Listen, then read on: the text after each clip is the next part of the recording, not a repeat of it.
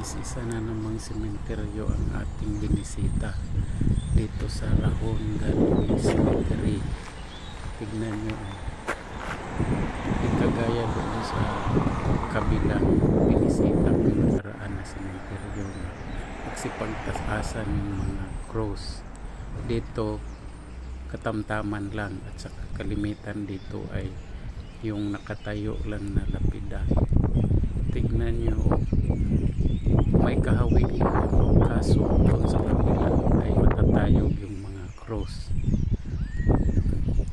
Hindi ito kahabaan na video dahil baka sisitahin tayo ng tagabantay.